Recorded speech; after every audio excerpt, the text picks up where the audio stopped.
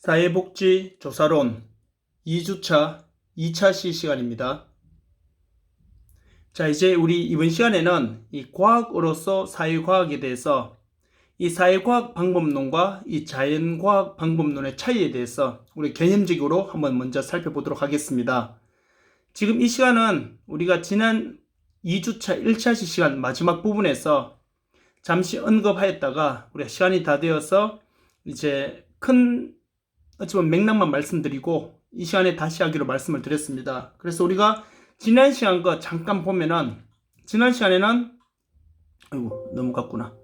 자, 우리가 자연과학과 이 과학적 방법과 조사 연구에서 지식 탐구 방법은 과학적과 비과학적이 있다라고 크게 우리가 말씀을 드렸었고요. 그래서 이쪽 보시면은 과학적, 비과학적. 그리고 우리가 알고 싶어 하는 거는 과학적인 방법이잖아요. 그래서 비과학적은 관습, 권위, 직관에 의해서 만들어지는 거라고 그랬는데, 그래서 그렇게 되면은 나타나는 이제 문제점이 지금 보여주시는 것처럼 부정확한 관찰부터 지나친 일반화, 신비화까지 이러한 문제가 나타나는 이유는 바로 비과학적으로 지식을 탐구하기 때문에, 다시 말씀드리면 결론부터 말씀드리면은 객관적이지 않기 때문에 저런 문제가 발생한다는 거죠. 그래서 우리는 객관적인 답을 얻기 위한 그런 방법을 추구해야 되는데 그것이 과학적 지식 탐구 방법이다. 그래서 특징은 과학적이다 그러면은 제가 몇 번 말씀드렸죠. 이런 특징을 가지고 있는데 그 중에서 가장 대표적인 것이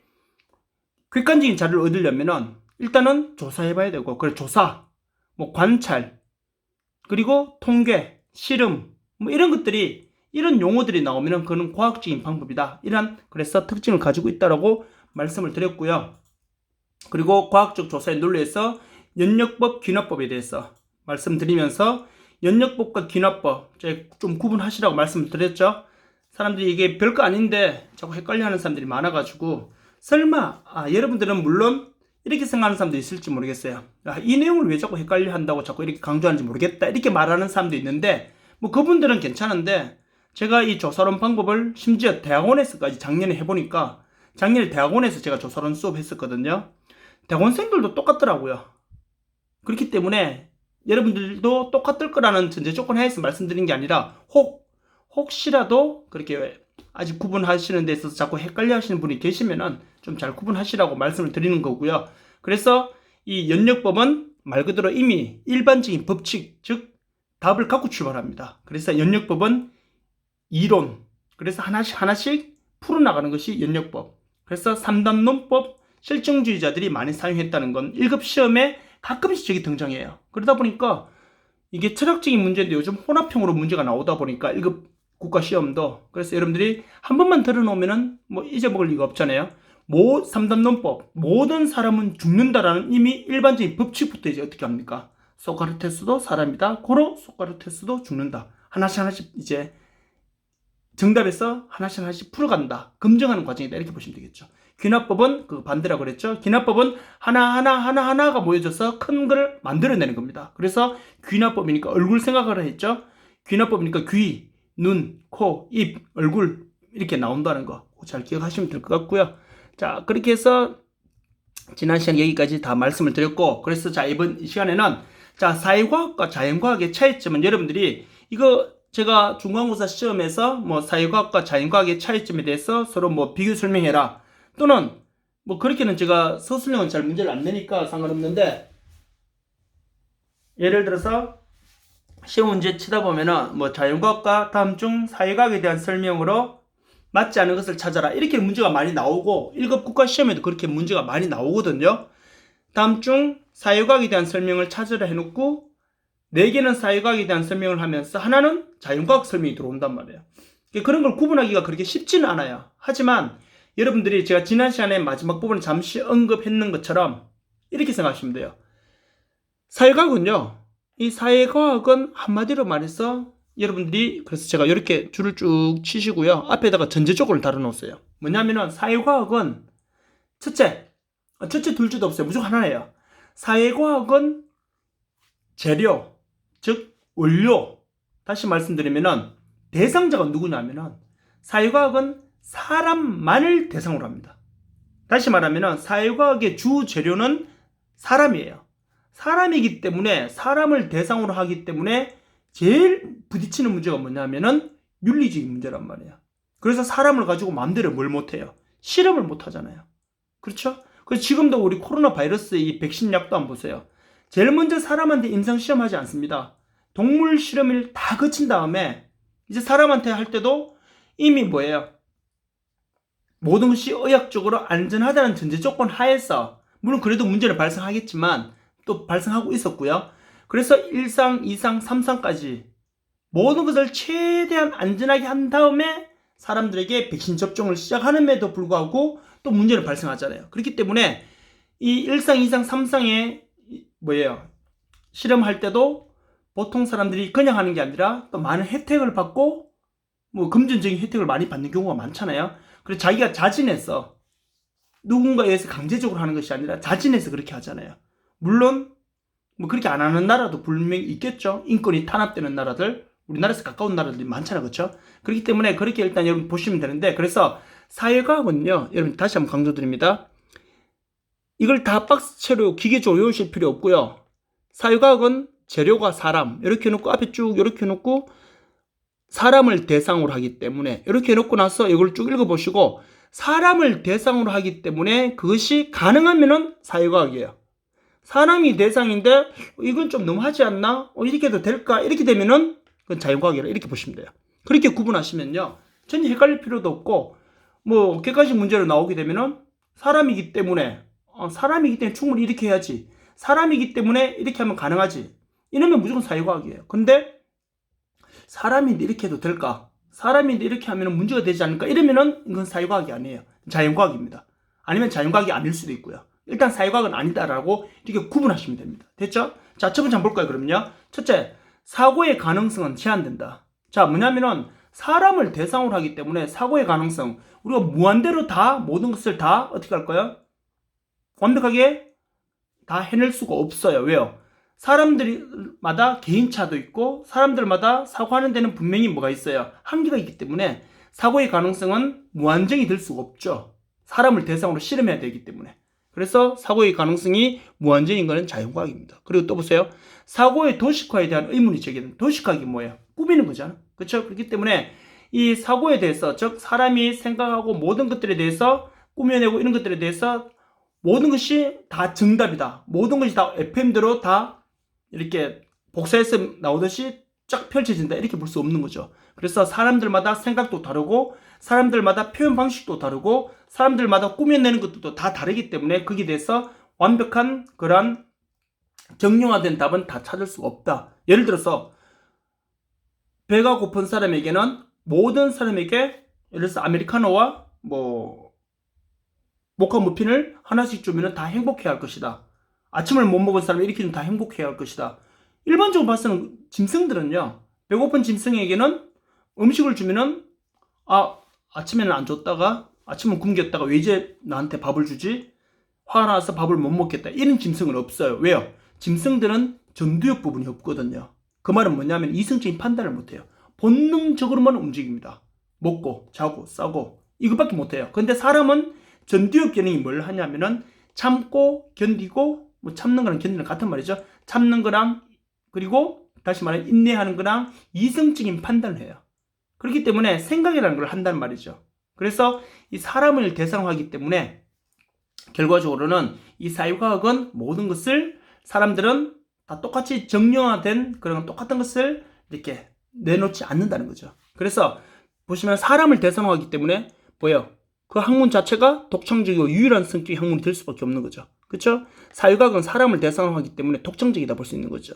사람도 또 하나의 동물이긴 하지만 이성적인 존재는 사람밖에 없잖아요. 그래서 네 번째 보세요. 사회 문화적인 특성에 영향을 받는다는 거. 그렇죠? 우리 사람들은 그래서 예를 들어서 문화적인, 즉 사회 환경에 영향을 받을 수밖에 없는 거죠. 사회적 동물이라고 그러잖아요. 그래서 우리 문화에 의해서 영향을 받을 수밖에 없다는 거. 사람이기 때문에. 예를 들어서 지금 우리나라도 한번 보세요. 진보와 그리고 보수, 뭐 이런 말 좀 하지만 영남과 호남이, 물론 요즘 그것이 좀 많이 이렇게 와해는 되고 있지만 그럼에도 불구하고 아직 세월이, 지금 예를 들어서 군사 정권 시절이랑 지금이랑 엄청난 세월이 흘렀잖아요. 그쵸? 그런데 수십 년의 세월이 흘렀고 대통령이 벌써 몇 번이나 바뀌었는데 아직도 선거 날이 되면은 영호남이 색깔로 구분된단 말이에요. 이게 바로 뭐냐면은 이 사상이나 이런 것들이 한 나라에서 같이 살고는 있지만 이런 그 지역에 대한 그 사회 문화에 대한 특성을 받을 수밖에 없는 것이 사람이라는 거죠. 그런데 짐승들은 그런 거 없잖아, 그렇죠? 짐승들은 그 환경에 적응해 가는 거지 사람처럼 그 문화의 영향을 받는 건 아니거든요. 짐승들은 문화가 우리가 없다라고 뭐 단정 짓긴 좀 뭐하지만 자신들이 만들어내는 문화는 없거든요. 환경에 맞춰서 적응하는 거지, 걔들은. 자, 그래서 이 사람이기 때문에 사람을 대상으로 하기 때문에 이런 특성을 받고요, 사회문화적으로. 그리고 연구자의 가치관, 세계관 영향을 받는다는 거. 사람을 대상으로 하는 연구잖아요. 근데 그 연구도 누가 해요? 연구자가 하잖아요. 그렇기 때문에 연구자가 지향하는 그런 가치관과 세계관에 영향을 받을 수밖에 없죠. 왜요? 그 연구를 진행하는 사람도 사람이고 그 연구에 진행당하는 사람도 사람이기 때문에. 그리고 마지막 두 번째 보세요. 명확한 결론을 내리기가 어렵다. 그렇죠. 사람이기 때문에. 사람이기 때문에 앞서 제가 말씀드린 대로 아침을 굶은 사람에게는 빵과 머핀을 주면 무조건 좋아할 것이다. 아닌 경우도 있단 말이에요. 예를 들어서 나는 밀가루 알레르기 있는데 나는 모카 머핀 주면은 난 못 먹는데 나는 카페인에 굉장히 예민한 사람이기 때문에 아메리카노 물론 뭐 디카페인 먹으면 될지 모르겠지만 이 머핀하고는 나는 잘 안 맞는데 이런 사람 분명히 있단 말이에요. 그쵸? 그렇기 때문에 배고픈 사람에게 빵을 주면 다 좋아할 것이다. 다 그렇다는 건 아니에요. 그래서 통상적으로 그렇게 된다 하더라도 아닌 경우도 있고요. 열심히 공부하면 다 좋은 대학에 갈 수 있다.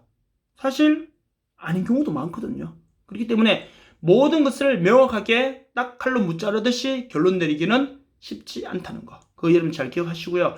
그리고 여러분들 선배 중에 지난번에 제가 수업된 학생 중에 이 밀가루 알레르기가 있는 친구가 있더라고요. 그래서 그 밀가루 알레르기 있는 친구는요, 첫째 뭘 못 먹냐면요, 일단 밀가루 된 음식은 거의 다 못 먹어요. 이 몸에서 자꾸 막 이 반응이 막 이렇게 알레르기 반응이 나타났어. 그래 그 친구는 보니까 제일 힘든 게 뭐냐면 면 요리를 못 먹어요. 라면과 뭐 파스타나 뭐 이런 것들 면 요리를 못 먹고요. 밥 먹을 때도 굉장히 힘들어 하더라고요. 그런데 진짜 유일하게 빵도 안 되고요. 근데 과자는 되더라고요. 과자는 밀가루로 만들죠. 근데 과자는 되는데 빵이랑 뭐 면 종류가 이런 못 먹더라고요. 그렇기 때문에 지금 여러분 젊은 세대 20대 라면이랑 뭐 파스타나 이런 거 얼마나 좋아요? 자, 파스타가 맞는 말일까요? 아니면 스파게티가 맞는 말일까요? 파스타, 스파게티 우리가 다 쓰잖아요, 영어를. 그쵸? 자, 파스타, 스파게티는요, 스파게티 면으로 이게 길쭉한 면 있죠? 이 면 이름이 스파게티예요. 이 스파게티 면으로 만든 요리가 파스타예요. 우린 뭐 이렇게 통상으로 다 쓰긴 쓰는데 뭐 좀 알고는 있어야 되겠죠? 자, 그리고 마지막 새로운 이론도 기존 이론과 비단절적 성격을 가진다. 자, 단절되지 않았단 말이죠. 다시 말씀드리면 저 제일 마지막 부분은 이렇게 보시면 돼요. 여러분 프로이트 아시죠? 인행사를 다 배우셨기 때문에 제가 이번 학기 인행사 하는데 안 그래도 자, 물론 우리 학교에서 하는 게 아니고요. 자, 우리 계명대학교에서는 맞는데 우리 사회복지학과에서 하는 게 아니에요. 그래서 자 보시면은 새로운 이론도 기존 이론과 비단절적 성격, 즉 단절되지 않았단 말이잖아요. 그 말은 뭐냐면은 프로이트의 정신분석 이론을 바탕으로 해서 그의 제자 에릭슨이 어떻게 합니까? 에릭슨이 생애 주기 이론을 발표하잖아요. 생애 전 단계 8단계를. 그런데 에릭슨의 이 생애 주기 이론인 이 8단계는 어느 날 갑자기 생뚱맞게 나온 게 아니란 말이에요. 왜요? 프로이트의 정신분석 이론을 바탕으로 해서 나온 거란 말이에요. 그래서 이 사회과학은 사람을 대상으로 하는 이러한 학문 이론들은요, 기존의 거를 바탕으로 해서 계속 만들어지는 겁니다. 아시겠죠? 그렇게 일단 여러분들이 봐주시면 돼요. 그래서 사회과학은 이렇게 자연과학과 이렇게 특징적으로 차이가 있는데, 왜? 사회과학에서는 사람만을 대상으로 하기 때문에 이런 한계가 있다는 거 이렇게 여러분들이 이해하시면 될 것 같고요. 그리고 자연과학은 사람만을 대상이 아니라 모든 자연생물들, 동물도 비롯한 모든 것을 하기 때문에 사람들에 비해서 사람들을 대상으로 실험하는 알아보는 사회과학에 비해서 폭이 훨씬 넓고 실험 대상들도 훨씬 폭넓기 때문에 많은 실험을, 다시 말씀드리면은 윤리적인 문제에 있어서 사회과학은 윤리적인 문제에 제일 부딪히지만 자연과학은 그렇지 않다는 거. 물론 이제 동물 인권 하면 안 되죠. 동물 인권은 사람이고 동물 보호 뭐라 그래야 될까요? 동물 보호권이랄까요? 뭐 그런 것들도 있지만, 그래서 그것도 사람을 대상으로 하는 그에는 앞서지 못한다는 거. 그 일단 여러분들이 사유과학과 자연과학의 차이점 이렇게 여러분들이 이해하시면 될 것 같고요. 그래서 사유과학의 한계점만 보세요. 첫째, 아까 앞에 썼던 내용 사유과학의 특징하고 거의 비슷해요. 사유과학의 한계는 그러면 자 보세요. 여기다 여러분 또 좀 써놓으세요. 이 부분에다가요. 사유과학의 한계는 왜 발생하느냐? 이유는 하나밖에 없어요. 왜? 그렇죠. 사람을 대상으로 하기 때문에. 모든 연구와 모든 실험과 모든 정책을 만들어내고 프로그램을 개입하고 기타 등등 모든 것들이 사람만을 대상으로 하기 때문에 결국에는 저는 한계에 부딪힐 수밖에 없는 거예요. 사람을 대상으로 하지 아니하고 즉 다시 말씀드리면 사람한테 그 어떠한 영향도 주지 않는 학문이라면요 물론 존재할 수도 없겠지만 그렇다면 굳이 저는 한계가 없을 수도 있잖아요. 그렇죠? 그래서 첫 번째 한번 보세요. 연구 대상이 복잡하고 가변적이다. 뭐 어려운 말은 아닌데 쉬운 단어이지만 한마디로 말씀드리면요 연구 대상이 한마디로 뭐예요? 복잡할 수밖에 없죠. 왜요? 사람마다 제각각 성격과 생각과 행하고자 하는 것과 추구하는 것과 지향하는 패러다임이 다 다르기 때문에요. 물론 비슷하고 뭐 똑같은 사람도 있겠지만 대부분 다 많이 다르단 말이에요. 예를 들어서 여러분들 친구들도 한번 보세요. 뭐 우리가 뭐 아는 그런 경우도 있겠지만 학교에 지금은 이제 우리 코로나 시대로 인해 가지고 친구들끼리 같이 막 이렇게 뭐랄까요? 같이 뭐 이렇게 맛집이는 좀 많아요. 학교 앞에 같이 식당 가거나 아니면은 뭐 같이 또 술도 한잔 하게 되거나 기타 이러면은 친구들 한 4-5명 모이면은 통일 안 될 때가 많잖아요. 이유는요. 똑같이 배고파도 똑같이 예를 들어서 뭐 중국집 중화 요리를 먹는 걸로 하더라도 누구는 짬뽕, 누구는 예를 들어서 짜장면, 누구는 뭐 볶음밥, 누구는 우동, 뭐 다 달라지는 것처럼요. 그런데 여러분들 짐승 키우는 데 한번 가보세요.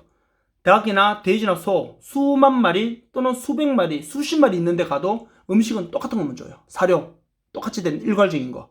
근데 사유과학은요 그렇게 할 수 없다는 거죠. 사람들은 사육하는 게 아니라 생활하는 거기 때문에 그래서 연구 대상이 복잡하고 가변적이다. 왜? 사람이기 때문에 복잡하고 가변적일 수밖에 없는 거예요.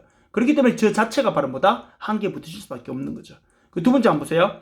연구 방법이 불완전하고 통제 조작이 어렵다. 왜요? 연구 방법이 불완전하다는 건 뭐냐면은 사람을 대상으로 연구를 하기 때문에 그 사람을 뭐예요? 완전히 조작하기 위한 인권을 무시하거나 윤리주의 문제에 부딪히는 그런 연구 방법은 사용할 수 없기 때문입니다. 생명이나 신체에 어떠한 이제 뭐 감정적인 문제나 신체에 어떠한 해가 끼치거나 이런 것들은 많은 사람들에게 이로움을 주는 행위가 될 수는 있다 하더라도 누군가의 개인이 희생되어서는 절대로 안 된다는 거죠. 근데 예전에는 안 그런 경우 많았잖아요. 그렇죠? 뭐 흔히 대표적인 게 일본의 마루타 실험. 몇 명 사람들을 동물처럼 똑같이 실험해버렸잖아요. 그 희생된 사람 대부분 다 우리나라 사람들과 뭐 중국 사람 이런 사람들이었잖아요. 일본이 옛날에 만행을 저지를 때.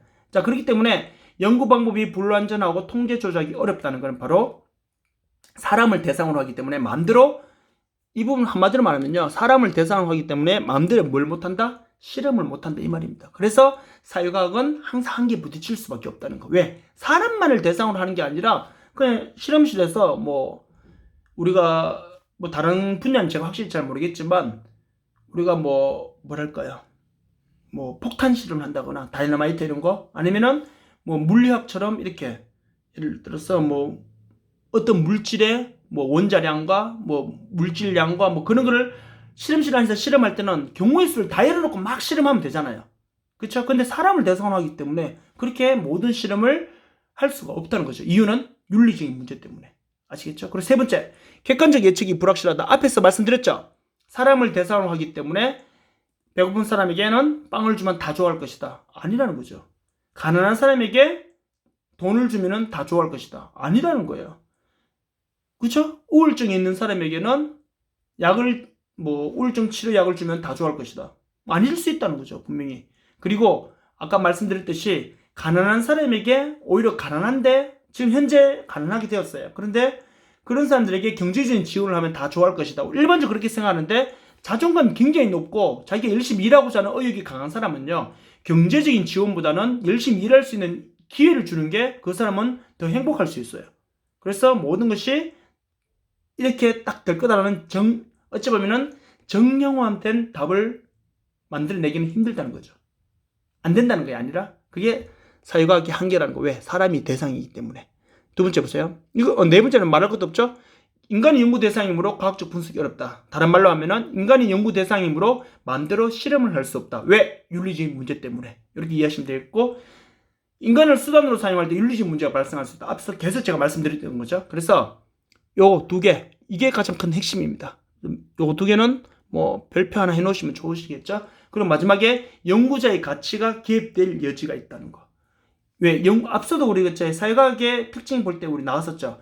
연구를 하는 사람도 사람이고 연구를 당하는 사람도 사람이지만, 사람은 다 뭐가 있어요? 본능에 따라서 움직이는 것도 있지만 대부분 사람은 이성적인 판단을 한단 말이에요. 그 말은 자기에게 유리한 쪽으로, 좀 더 윤리적이고 조금 더 합리적으로 활동하는 게 맞지만, 때로는 자신의 이익을 위해서 때로는 윤리적인 문제를 저버릴 때도 있단 말이에요.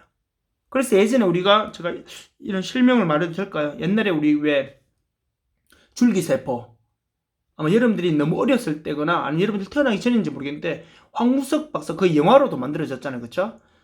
근데 이 황우석 박사님이 굉장히 어쩌면 우리나라에 한 획을 끌 만큼, 다시 말하면 그것이 줄기세포, 그것이 조작이 아니었더라면요, 전 세계에서 그 노벨상 받았을 거야. 아마 전 세계에 큰 획을 껐는데, 큰 일조를 했을 건데, 줄기세포 그것이 마지막에 다 조작된 거였잖아요.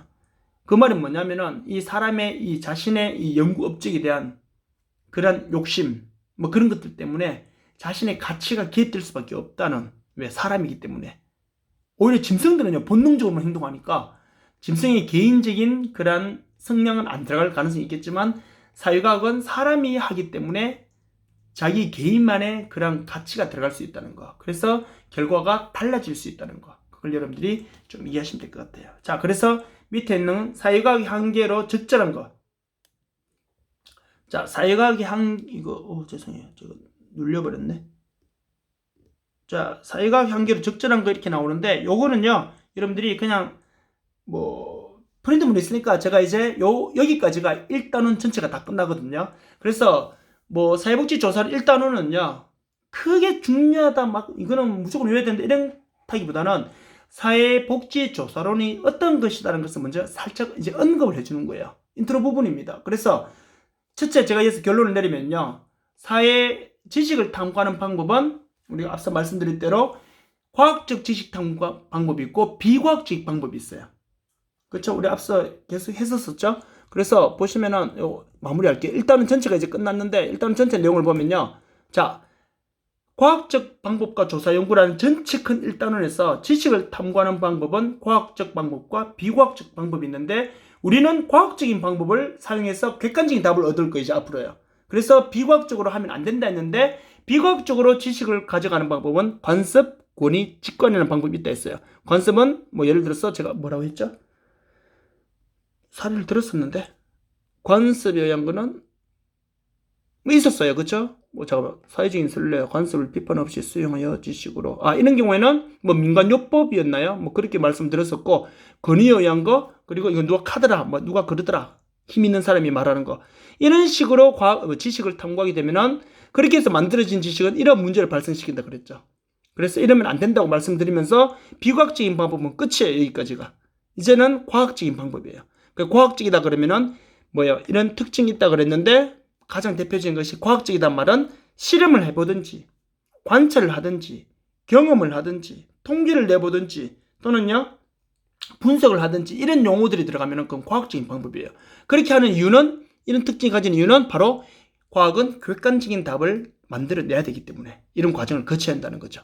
자, 그래서 연역법, 귀납법에 대해서는 몇 번 말씀드렸고요. 그래서 이런 특징을 갖춰야 되고, 그래서 오늘 과학으로서의 사회과학 또한 사회과학의 특징, 자연과학의 차이. 사회과학은 왜 이런 특징을 가지고 있느냐? 한마디로 사람을 대상으로 모든 것이 이루어지기 때문에, 실험도 해야 되고 모든 것들이 이루어지기 때문에, 그렇기 때문에 나타나는 것은 바로 사회과학으로서는 이런 한계가 나타날 수밖에 없다. 왜? 사람을 대상으로 하는 학문이기 때문에. 즉, 더 좀 노골적으로 말씀드리면은 사람을 실험 대상으로 하기 때문에 마음대로 실험할 수 없고 마음대로 조작할 수도 없고 마음대로 어떻게 저렇게 할 수가 없어요. 이유는 윤리적 문제가 부딪히기 때문에. 자, 그 내용들이 여기 있으니까 잘 좀 기억하시기 바랍니다.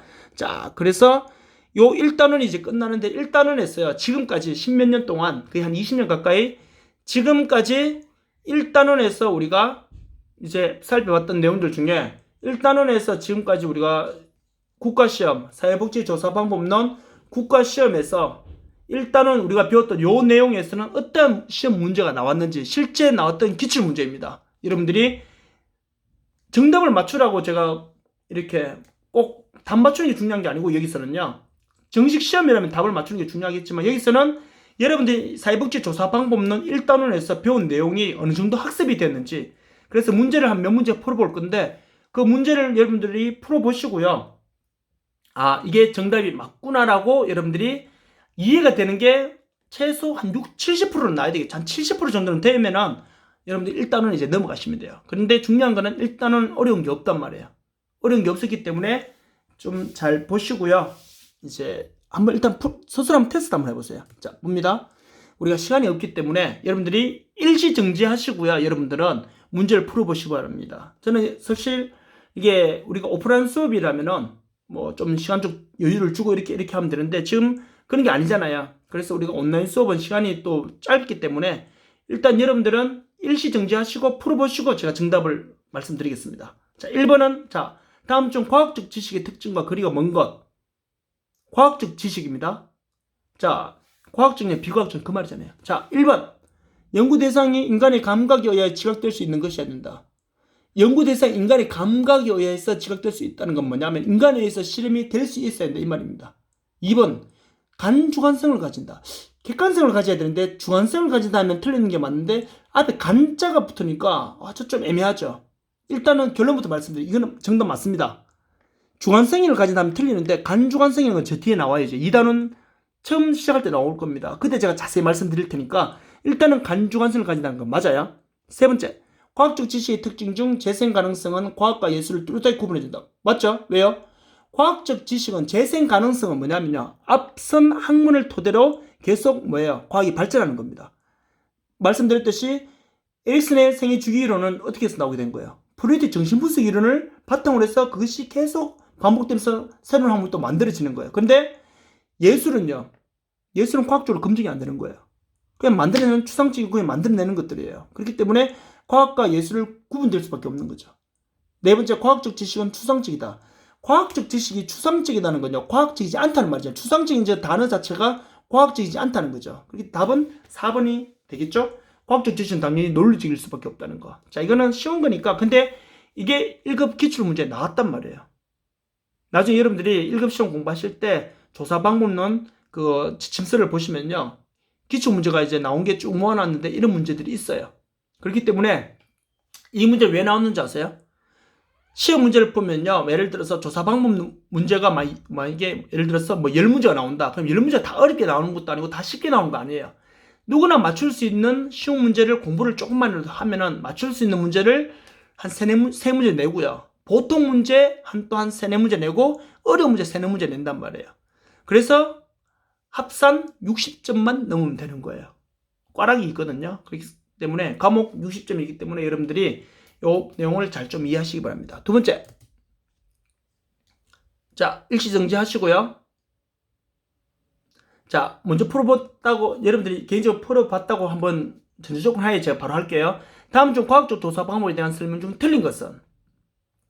자, 귀납법. 자, 연역법 귀납법에 대한 문제죠. 1번, 귀납법은 개별적 사실들로부터 일반적인 원리 또는 이론으로 정의한 것 중이다. 귀납법 뭐야? 귀, 눈, 코, 입. 개별적인 것부터 일반적인 이론으로. 맞죠? 그러면요. 귀납법은 개별적인 걸로부터. 귀납법이니까 귀, 눈, 코, 입 하면 되죠? 연역법과 귀납법은 순환적인 관계에 있다. 서로 뭐예요? 이 말을 또 2번도 맞거든요. 왜요? 연역법을 통해서 귀납법이 만들어지고요. 예를 들었어요. 그럼 귀납법을 통해서 또 연역법이 또 만들어지잖아요. 그쵸? 개별적인 사실로부터 시작해서 이론, 즉 귀납법에서 이론을 갔다가 다시 이론에서 개별적인 사실로 또 돌아가거든요. 순환적인 관계에 있다는 거. 3번, 일반적으로 기존의 이론이 존재하지 않을 때는 귀납법을 사용한다. 일반적으로 기존의 이론이 없다는 거는 일반적인 법칙이 없다는 거기 때문에 어떻게 돼요? 그렇죠. 하나하나 풀어 이제 들어가야 되겠죠. 그럼 귀납법을 쓸 수밖에 없는 거죠. 맞는 말이죠. 연역법은 일반적 사실이나 법칙으로부터. 연역법, 일반적인 사실이나 법칙, 이 말을 이음절로 줄이면요. 일반적인 사실이나 법칙, 이 말을 이음절로 줄이면 이론. 연역법은 이론부터 시작. 정답이죠? 5번 귀납법은 3단론법으로 유명하다. 3단론법은 뭐였어요? 실증주의자들이 쓴다 했죠. 정답부터 출발하죠. 3단론법은 모든 사람은 죽는다. 이미 일반적인 법칙이 나왔죠. 소크라테스는 사람이다. 고로 소크라테스도 죽는다. 이거는 뭐예요? 이론부터 출발하니까. 이거는 기납법이 아니고 연역법에 대한 설명이죠. 그쵸? 자, 그래서 연역법은 3단론법으로 유명하다. 이렇게 나와야 되겠죠. 답은 5번. 다음.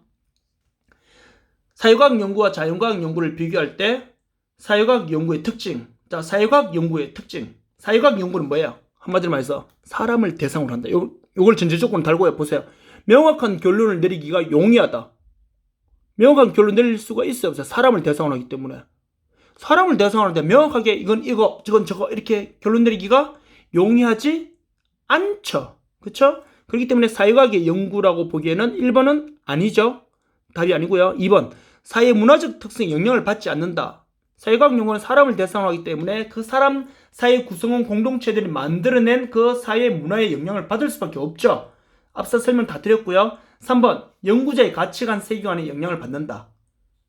이거는 맞죠? 연구자의 그 가치관과 개인 성향에 따라서 영향을 받을 수밖에 없다는 거. 4번 계량화하기 쉽다. 사람을 대상으로 하기 때문에 계량화를 마음대로 할 수가 없죠. 5번 측정 도구가 다양하다. 자, 이게 지금 뭐냐면요. 1급 시험이 기존 문제도 그렇고 앞으로도 계속 그럴 거야 아마. 항상 좀 논란이 되는 문제가 있어요. 다시 말씀드리면 이것도 답이 되는데 라고 생각하는 것들이 분명히 나온단 말이에요. 그래서 지금 이 문제가 좀 그런 문제예요. 뭐냐면은 측정 도구가 뭐예요? 다양하다. 사람을 대상으로 하기 때문에 자존감 검사를 한다 하더라도요. 자존감 검사 하나 그 척도 용지가 있을 거 아니에요. 그걸 보고 한 가지 방법으로 모든 사람, 이 사람은 이렇다 저렇다 이렇게 우리가 선택 결론 내리기가 쉽지는 않다는 거예요. 위험성이 따르다는 거죠. 그렇기 때문에 측정 도구는요 다양할 수 있다는 거예요. 왜? 사람을 대상으로 하기 때문에 각각 그 사람의 색깔에 맞는 방법을 적용해야 되기 때문에 측정해보는 도구는 다양할 수밖에 없다는 것도 사회과학의 특징이 맞아요 지금요. 그런데 3번 연구자의 가치관, 세계관의 영향을 또 받을 수밖에 없잖아요. 사회과학은요. 그쵸? 그렇기 때문에 답은 3번 아니면 5번 둘 다가 될 수 있는데 일단 기존 거기 출판사에서 답을 내는 거 보면요. 일각 출판사에서는 3번 답은 3번으로 해놓고 5번도 답이 가능하다 해놨어요. 나눔의 집 출판사에도 보면은 3번 답을 해놓고 5번도 가능하다 해놨어요. 그래서 여러분들이 제가 말씀드렸듯이 답 찾는 게 중요한 게 아니고요. 아, 이게 답이 될 수 있구나라고 이해하시면 돼요. 됐죠? 자, 한 번 더 풀어볼까요? 아, 이거는 그냥 여러분들이 뭐 쉽죠? 한 개인 직접 관찰하고 경험하며 축적한 지식은 무슨 지식일까요? 한 개인이 직접 관찰하고 경험하며 축적한 지식. 직관적, 경험적, 권위적, 탐구적, 합의적. 답은 경험했다, 실험했다, 관찰했다, 통계를 내었다, 뭐 이런 것들은 다 뭐라 그래서 과학적인 방법으로 했죠. 답은 당연히 2번. 뭐 이건 뭐 이게 왜 문제가 되나 싶었죠. 이런 것들 무슨 1급 시험에 나왔나라고 우리가 고민도 될 수 있지만 일단은 뭐 그랬고요. 일상생활 탐구에서 나타날 수 있는 오류가 아닌 것. 자, 답은요. 일단 보시면 자, 일단 볼게요. 중앙 집중 경량의 오류. 중앙 집중 경량의 오류는 뭐냐면요. 저 뒤에 가면 이제 이게 1단원에서 나온 문제지만 시험 문제는 그래도 저 뒤에까지 공부를 다 했다는 전제 조건 하에서 섞어서 나오잖아요. 이 보기까지 1단원 내용 그대로만 나온다고 볼 수는 없으니까 1번 중앙 집중 경량의 오류는 왜 발생하냐면요. 쉽게 이해해서 이렇게 생각하시면 돼요. 여러분들이 강의 평가하실 거잖아요. 강의 평가할 때 보면은 교수님은 뭐 학생들 눈높이에 설명을 하셨습니까? 이렇게 문제가 있으면은 매우 그렇다, 그렇다, 보통이다, 아니다, 매우 아니다. 이런 우리가 체크하는 게 있잖아요. 5점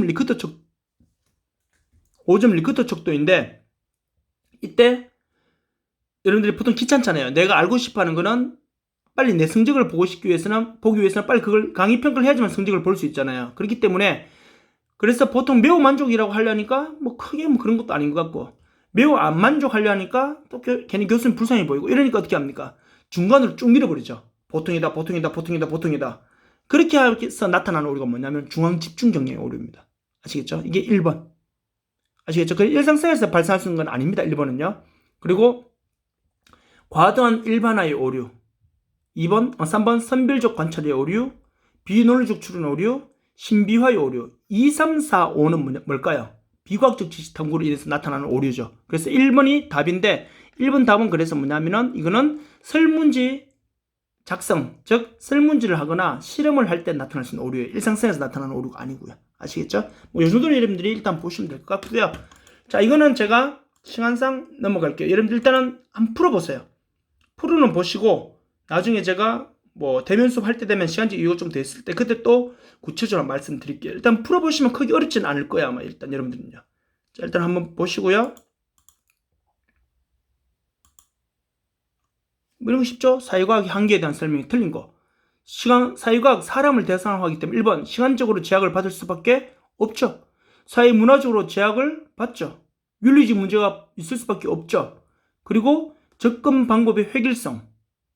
일단 좀 남겨놓고요. 연구 대상자 통제의 어려움. 사람을 대상으로 하기 때문에 통제하기가 쉽진 않아요. 왜? 짐승들이란 마음대로 강제적으로 가둬놓고 또는 이런 방법 좀 쓰면 안 되지만 회초리를 든다거나 이러면은요 통제하기 쉬워요. 근데 자 1, 2, 3, 5는 맞지만 4번 한번 보세요. 접근 방법의 획일성. 사람을 대상으로 하기 때문에 사람들은 생각과 자기가 추구하는 방향과 패러다임 다 다르잖아요. 사람은 다 똑같다 볼 수 없잖아요. 그렇기 때문에 뭔가 그 개인에게 접근할 때도 획일성 한 가지 방법으로 개입하면 돼야 안 돼요? 안 된다는 거예요. 사회과학에 대해서 그래서 사람을 대상으로 하기 때문에 접근 방법의 다양성이 돼야 되겠죠.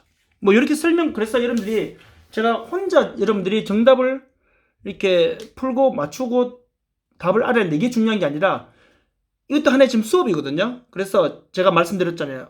처음부터 계속 답 맞추는 게 중요한 게 아니라고요. 본인이 풀어보고 제가 설명해 드렸을 때 그렇구나라고 되면 그게 공부가 된 거예요. 그러면 넘어가시면 돼요. 꼭 답을 맞춰야지만 중요한 게 아니고요. 여기서는 아시겠죠? 그리고 마지막 요것만 한번 더 볼까요? 사회과학의 한계로 이제 맞는 거.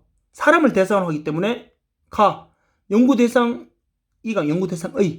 연구 대상의 비윤리성. 이거는요. 연구 대상이 비윤리적이다. 이 말일까요? 일단 좀 애매하고 불완전한 방법적 절차. 사람을 대상으로 하기 때문에 불완전한 방법으로는 하면 안 되죠. 완전한 도식화. 사회과학은 완전한 도식화를 이룰 수가 없어요. 자, 연구자 예측의 한계. 그렇죠. 사람을 대상으로 하기 때문에 모든 걸 다 100% 예측할 수 없다는 거예요. 배고픈 사람에게 빵을 주면 다 좋아할 것이다. 예측은 할 수 있지만 아닌 경우도 많잖아요. 지금 짐승들과 다르게. 짐승들은요 수백 마리가 그렇게 닭장이나 가보셨어요? 양계장이나 아니면은 소가 엄청나게 많은 이런 축산 농가에 가보면요 이제 사료를 줘야 될 밥을 먹어야 될 시간 좀 지나면요 짐승들이 진짜 막 소리 내서 막 울거든요. 근데 밥을 딱 줘버리면 사료 딱 줘버리면요 다 정해져 버린단 말이에요. 왜? 짐승들은 본능적으로만 행동하니까. 근데 사람은 아니라는 거죠. 그렇죠?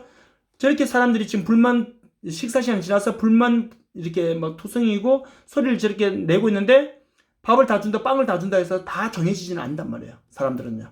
그렇기 때문에 다는 다른 내용이죠. 연구 대상의 비윤리성. 사람은 연구 대상의 윤리적이잖아요. 그러니까 말 자체 틀렸고 불완전한 방법적 절차. 사람을 대상으로 하는데 불완전한 방법을 쓰면 안 되죠. 사람을 대상으로 하기 때문에 완전한 도식화는 할 수가 없죠.